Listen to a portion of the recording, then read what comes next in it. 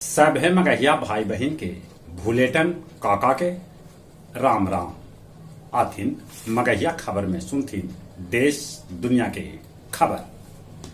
सरकार 18 से 22 सितंबर तक 5 दिन लेल बोलक है संसद के विशेष सत्र। विपक्षी महागठबंधन इंडिया के बैठक आज दूसरा दिन भी जारी।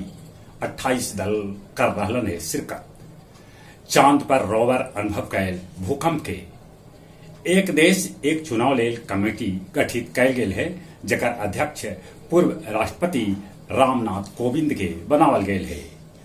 आज से केंद्र के खिलाफ जदयू पोल खोल अभियान के शुरुआत कर सांझ पहर निकालत मसाल जुलूस। जय वर्मा सिन्हा बनावल गेलन रेलवे बोर्ड के पहिल महिला अध्यक्ष। देश देशांतर मगहिया दलान आयोजित कैल अपन 127वां ऑनलाइन कार्यक्रम में कविता पाठ। मणिपुर में फिर से हिंसा भड़क गई। 4 आदमी के है मौत के खबर। औरंगाबाद के सोनारचक में तालाब में डूबे से 5 गो छोटे छोटे लड़कन के हो गए मौत। बिहार में 11,000 पुलिस के बिना वेतन भत्ता बढ़ौले भेटाए प्रमोशन। स्पेन में मनावल गेल टोमाटीन उत्सव। एकरा में लोग एक दूसरा पर टमाटर फेंका हाथ। अमेरिका में तूफान के चलते 900 उड़ान रद्द कर देवल गेल। पाकिस्तानी चुनाव आयोग घोषणा कैलक है कि पाकिस्तान में फरवरी में चुनाव करावल जाए। दक्षिण अफ्रीका के एगो बहुमंजिला इमारत गिरे से 73 आदमी के मौत के है खबर। फिलीपींस के एगो कारखाना में आग लग गई जगह में 15 आदमी के है मौत के खबर।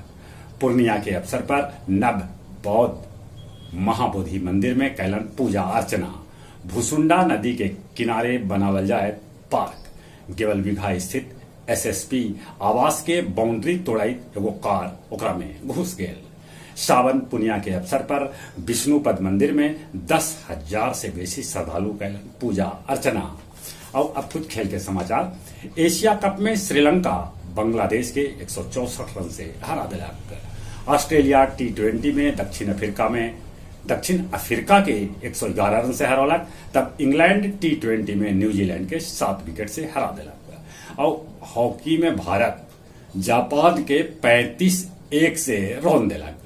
गोवा के हरा के मोहन बगान डूरंड कप के फाइनल में जगह बना लेलक। चले एक बार फिर से अपने सभे के भूलेटन काका के राम राम।